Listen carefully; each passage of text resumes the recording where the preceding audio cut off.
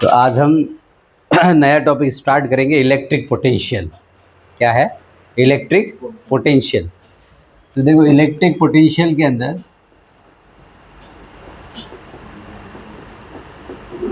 ये भी इलेक्ट्रोस्टैटिक्स का ही टॉपिक है। इलेक्ट्रिक पोटेंशियल क्या होता है? इलेक्ट्रिक पोटेंशियल आप में से कोई जानता है इलेक्ट्रिक पोटेंशियल के बारे में? किससे लिखते हैं इसको? अच्छा, यस। देखो इधर, इलेक्ट्रिक पोटेंशियल जो होता है, इसको समझने के लिए हमारे पास यहाँ पर सपोज करो कि कोई भी एक चार्ज है, उसके आसपास, चार्ज के आसपास क्या होता है? इलेक्ट्रिक फील्ड होता है। क्या होता है? चार्ज के आसपास इलेक्ट्रिक फील्ड होता है। ओके। अब मेरे पास इन्फाइनाइट पे कोई चार्ज पड़ा है, यहाँ पर इन्फिनिट पे, जैसे यहाँ पर क्यू नॉट एक चार्ज ले लेता हूँ। ये टेस्ट चार्ज है, पॉजिटिव टेस्ट चार्ज है। ये एक पॉजिटिव मेरे पास क्यू चार्ज है, जिसके आसपास जो फील्ड है, उस फील्ड को हम बोलते हैं इलेक्ट्रिक फील्ड। कौन सा फील्ड? जब हम किसी टेस्ट चार्ज को इन्फाइनाइट से यहाँ पर इस इलेक्ट्रिक फील्ड के अगेंस्ट हम लाते हैं, कहाँ तक लाते हैं? इस चार्ज से आर डिस्टेंस पर, यहाँ तक। तो इस पॉइंट पर इस चार्ज को ला रहे, किसको ला रहे? Unit positive test charge. ये क्यू नॉट कैसा चार्ज है? Unit positive test charge. क्या है? Test charge. तो जब हम किसी यूनिट पॉजिटिव टेस्ट चार्ज को इन्फाइनाइट से किसी पॉइंट तक इलेक्ट्रिक फील्ड के अगेंस्ट लाने में जो वर्क हमें करना पड़ता है, वो वर्क ही इस पॉइंट पर क्या कहलाता है? पोटेंशियल कहलाता है। जैसे सपोज करना, समझना, मेरे पास यहाँ पर एक पॉइंट है ए, और ये एक चार्ज है, तो इसके आसपास क्या होगा? Electric field. ये जो मैंने डॉट डॉट करके बताया, वो क्या है? इलेक्ट्रिक फील्ड है। क्या है? इलेक्ट्रिक फील्ड है। इस इलेक्ट्रिक फील्ड के अगेंस्ट मैं इन्फाइनाइट से कोई unit positive charge point A तक ला रहा हूं, तो इस पॉइंट ए पर मुझे इस चार्ज को लाने में जो वर्क करना पड़ेगा, वो वर्क इस पॉइंट का क्या कहलाएगा? पोटेंशियल कहलाएगा। ठीक है। तो इसकी डेफिनेशन आप कैसे लिखेंगे? तो हम यूं लिखेंगे, electric potential at a point is the amount of work done in moving a unit positive charge from infinite to that point is called electric potential. ठीक है। तो आप लिखोगे, लिखो। हाँ, इलेक्ट्रिक पोटेंशियल। इलेक्ट्रिक पोटेंशियल इसको V से लिखते हैं। इसको किस से लिखते हैं? V से।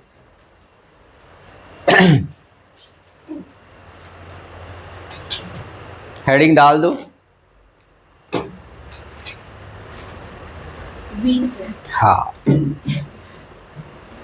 पहले इसकी डेफिनेशन लिख दो, फिर मैं इसका फॉर्मूला समझाता हूँ आपको। लिखिए। Yes.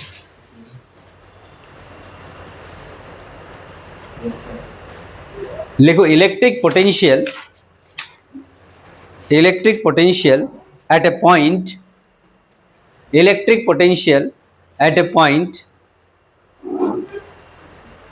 is the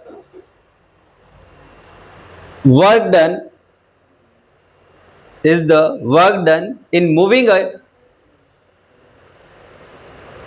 unit positive is the work done. Electric potential at a point is the work done in moving a unit positive test charge from infinite to that point,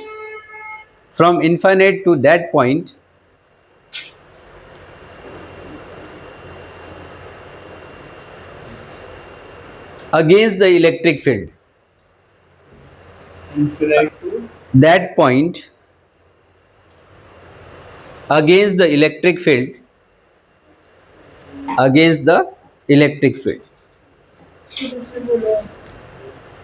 एक बार वापस देख लो। Electric potential at a point is the work done in moving is the work done, electric potential is the work done.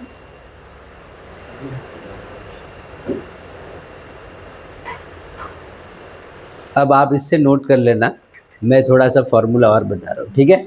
देखिए इधर, यहाँ से जब हम यूनिट पॉजिटिव टेस्ट चार्ज को इस इलेक्ट्रिक फील्ड के अगेंस्ट, यहाँ पर देखो कोई भी चार्ज होगा, ध्यान से समझना, ये मेरे पास चार्ज है तो चार्ज के आसपास क्या होता है, क्या होता है, इलेक्ट्रिक फील्ड। इलेक्ट्रिक फील्ड पे मैंने मुझे कहा, मुझे सपोज करो इस पॉइंट पे, पॉइंट ए पे, इस चार्ज से r डिस्टेंस पे पॉइंट ए पे मुझे क्या फाइंड करना है, पोटेंशियल फाइंड करना है। तो यहाँ पर पोटेंशियल कितना है, तो मैं क्या करूंगा, किसी भी यूनिट पॉजिटिव टेस्ट चार्ज को इनफाइनाइट से जब यहाँ लाऊंगा तो मुझे वर्क करना पड़ता है। वर्क कैसे करना पड़ता है, तो मैं यूं कहूंगा कि ये पॉजिटिव चार्ज है और ये भी एक पॉजिटिव चार्ज है, ये पॉजिटिव और वो भी पॉजिटिव, पॉजिटिव पॉजिटिव एक दूसरे को क्या करेंगे, रिपेल करेंगे। तो मैं क्या करूंगा, इसको फोर्स लगा के इधर लाता हूं।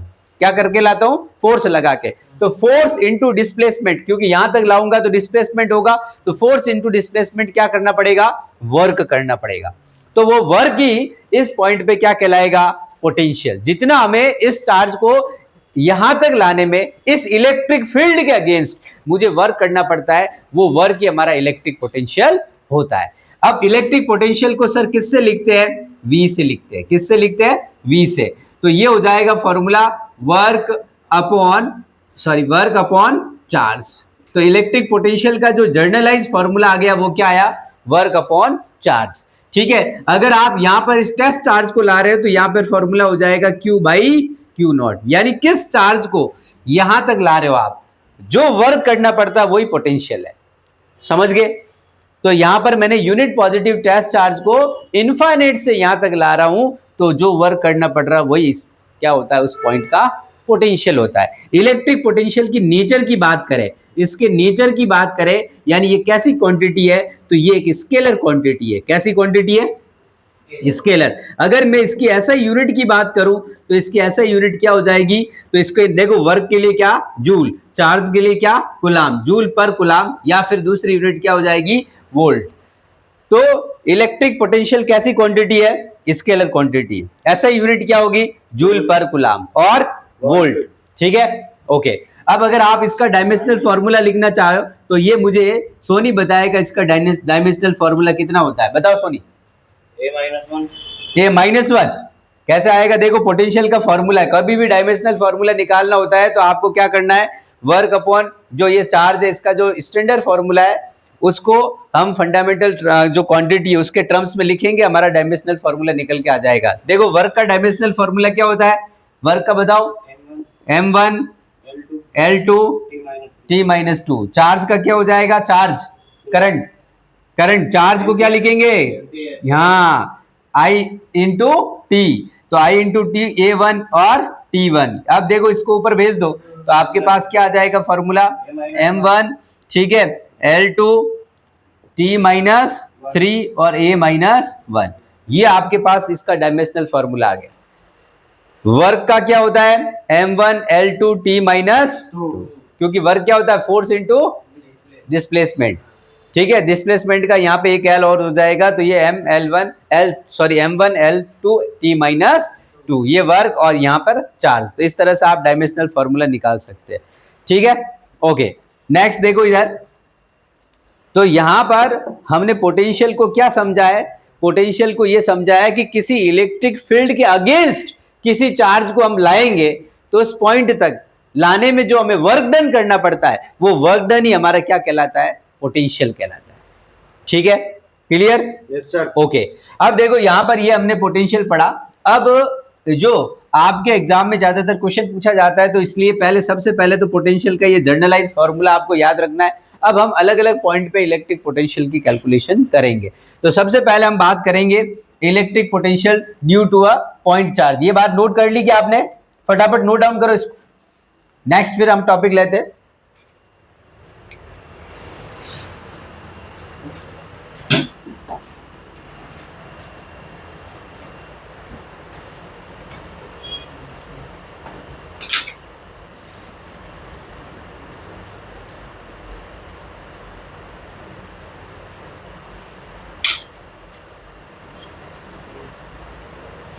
ऐसा यूनिट याद रखें, बहुत पूछा जाता है। एक बार क्वेश्चन ऐसा भी पूछा गया कई एग्जामों में कि इलेक्ट्रिक पोटेंशियल की unit in terms of force बताइए। तो फोर्स के टर्म्स में कैसे बता सकते हैं बेटा? फोर्स के टर्म्स में हम लिख सकते हैं, देखो पोटेंशियल का फॉर्मूला वर्क को क्या लिख सकते हो, F इंटू एस अपॉन में ये चार्ज। तो आप बताओ मेरे पास क्या यूनिट आ जाएगी इसका हो जाएगा फोर्स का न्यूटन, हाँ डिस्प्लेसमेंट का मीटर और चार्ज का कूलाम, तो न्यूटन मीटर पर कूलाम। तो आप देखो ये भी इसकी ऐसा यूनिट है, न्यूटन मीटर पर कूलाम। आपको बोला हुआ एक बार, ये कई एग्जाम में क्वेश्चन पूछा गया है कि इलेक्ट्रिक पोटेंशियल की ऐसा unit in terms of force बताइए। इन टर्म्स ऑफ फोर्स क्या हो जाएगा, न्यूटन मीटर पर कूलाम। ध्यान रखे, न्यूटन मीटर पर कूलाम। नेक्स्ट देखिए,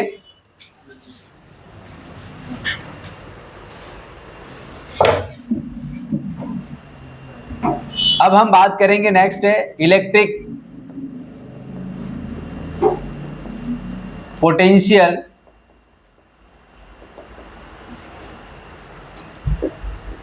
due to a point charge.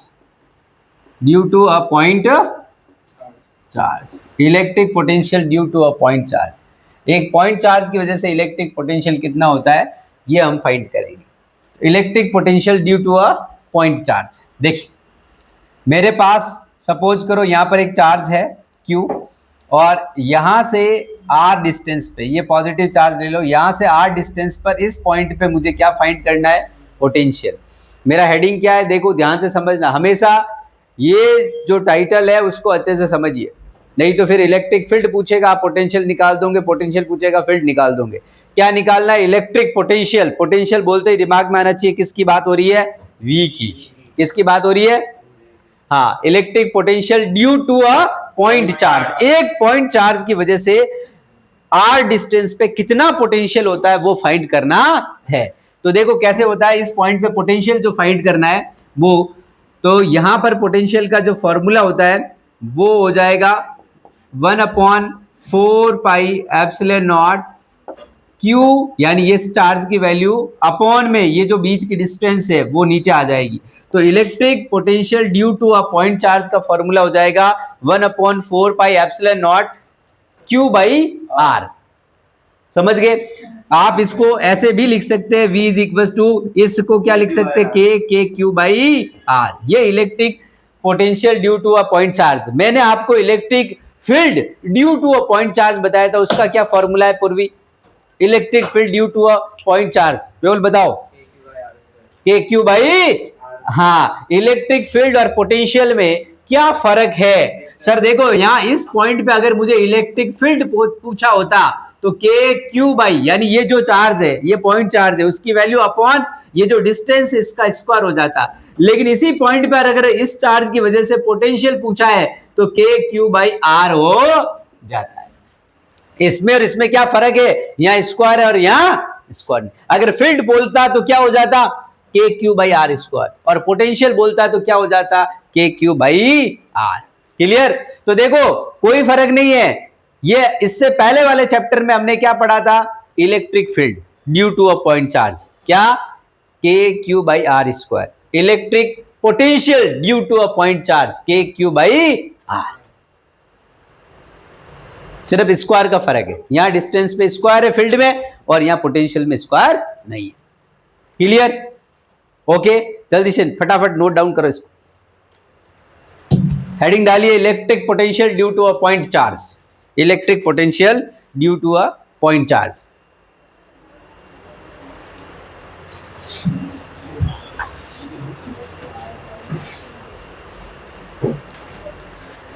ये वाला रफ कर दूं ना, ये वाला,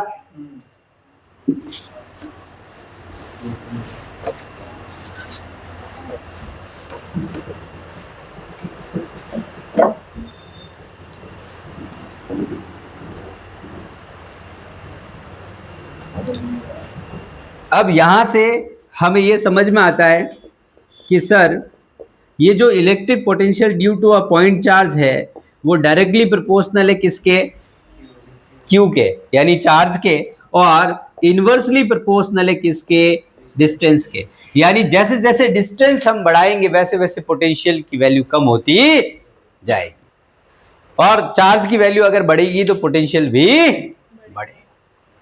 क्लियर? ओके। अब इसके बाद जो हमारा नेक्स्ट टॉपिक है वो है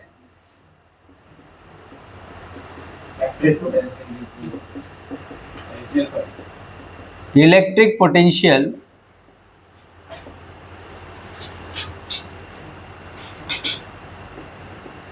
due to a system of charge.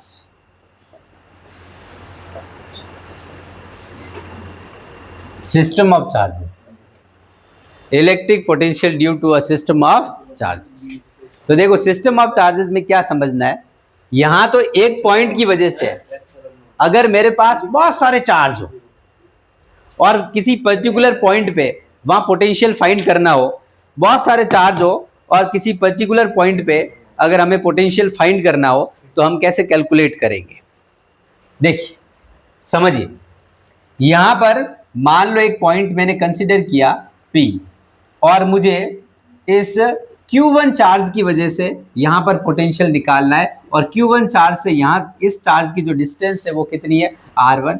यहां पर एक चार्ज है Q2, इससे मुझे यहां पर एक पोटेंशियल कैलकुलेट करना है, और इस चार्ज से इस P पॉइंट तक की डिस्टेंस कितनी है? R2। यहां पर मेरे पास एक चार्ज Q3 है, इस चार्ज की वजह से इस P पॉइंट पे कितना पोटेंशियल है वो कैलकुलेट करना है, और इस तरह से मैंने कहा मेरे पास N चार्ज है और ये Qn, ठीक है, यहां पर Qn और यहां से P पॉइंट तक की डिस्टेंस है Rn। मतलब मैंने ये कहा कि पहले जो हमने यहां पर जो पढ़ा वो क्या था? Electric potential due to a point charge. मेरे पास एक पॉइंट चार्ज है, इसकी वजह से r डिस्टेंस पे इसका कितना पोटेंशियल है वो हमने कैलकुलेट कर लिया, दैट इज KQ/R। अब हम कह रहे हैं कि ऐसा एक चार्ज नहीं होके बहुत सारे चार्ज हो, बहुत सारे चार्ज मतलब बहुत सारे चार्ज का एक सिस्टम हो गया, तो सारे उन सभी चार्ज की वजह से इस पर्टिकुलर पॉइंट पे कितना पोटेंशियल होगा। मतलब इस चार्ज की वजह से, इसकी वजह से, इसकी वजह से, इसकी वजह से बहुत सारे सिस्टम है, और इन सब की वजह से इस P पॉइंट पे टोटल पोटेंशियल कितना होगा।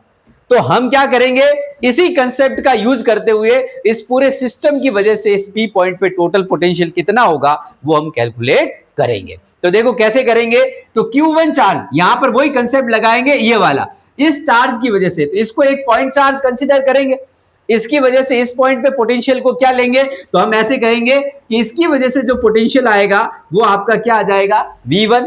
इसकी वजह से जो पोटेंशियल आएगा वो आपका क्या होगा? V2। और इस चार्ज की वजह से V3, और इसकी वजह से Vn। तो इन सारे पोटेंशियल को अगर हम ऐड कर देंगे तो टोटल पोटेंशियल P पे आ जाएगा क्या? V। तो हम यहां पे यूं कहेंगे total potential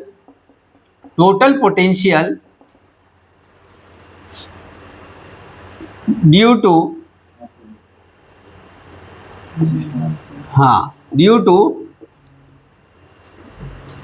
a system of charges, that is Q1, Q2, Q3 and Qn। ये कितना हो जाएगा? इसको हम ले लेते हैं V, और ये हो जाएगा V1 plus V2 plus V3 plus Vn। और ठीक इसी तरह से आप पोटेंशियल V1 बताओ कितना हो जाएगा, तो यहां पर ये लिखेंगे, देखो यहां Q था तो Q आया, यहां पर Q1 है तो यहां पर क्या आएगा? K Q1 upon R1 plus K Q2 upon R2 plus K Q3 upon R3, और इस तरह से क्या लिखेंगे? K Qn अपॉन R है। तो ये टोटल पोटेंशियल हमारे पास P पॉइंट पे आ गया, यानी total potential due to system of charge is Q1, Q2, Q3 and Qn कितना हो जाएगा? V is equal to V1 plus V2 plus V3 plus Vn। अब यहां से आप क्या कर सकते हो, K कॉमन ले लोगे तो आपके पास आ जाएगा Q1 upon R1 plus Q2 upon R2 plus Q3 upon R3 and इस तरह से Qn अपॉन Rn। ये आपके पास पूरे सिस्टम की वजह से P पॉइंट पे क्या आ जाएगा? पोटेंशियल आ जाएगा। क्लियर? Yes, sir. कोई दिक्कत नहीं, तो इसको नोट करिए। सीधा सीधा फॉर्मूला पूछ ले आपसे, 3 सिस्टम की वजह से पूछ ले, तो यहाँ पर ये कर देंगे के Q1 बाई R1 प्लस के Q2 by R2 plus Q3 by R3। Clear? Yes, note करिए। फॉर्मूले सारे टिप्स पे होने चाहिए। आपके एग्जाम में फॉर्मूला बेस्ड क्वेश्चन ज्यादा आते हैं, सीधे सीधे फॉर्मूला बेस्ड क्वेश्चन आते हैं। फॉर्मूला हर एक पॉइंट का आपको ध्यान में होना चाहिए। जैसे अभी मैंने बोला due to a point charge बताओ पोटेंशियल, ये due to a point charge electric field, ये due to a system of charge, ये पोटेंशियल का generalise formula work upon charge. कोई सा भी पोटेंशियल होगा वो वर्क अपॉन चार्ज। जैसे अभी इलेक्ट्रिक पोटेंशियल की बात करें तो वर्क अपॉन चार्ज है, ठीक है। ग्रेविटेशनल पोटेंशियल की बात करेंगे तो वर्क अपॉन मास, ठीक है, यानी वर्क अपॉन समथिंग पोटेंशियल। क्या होगा? पोटेंशियल। यस, इसमें किसी को कोई डाउट है? पूर्वी, Mehul, Rohit, Soni, summer,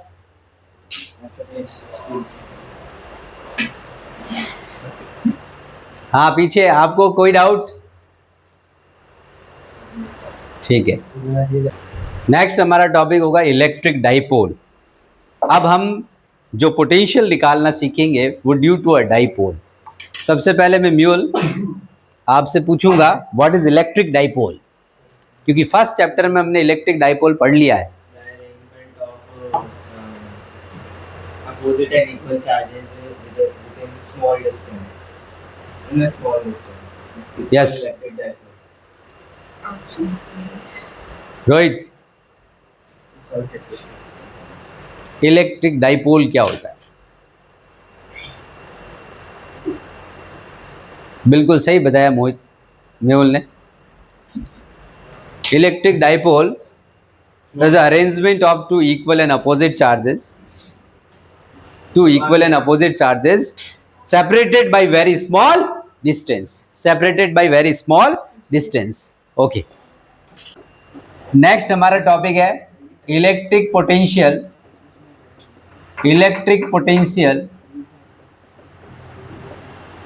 due to a dipole. और कौन सा डाइपोल? Electric dipole.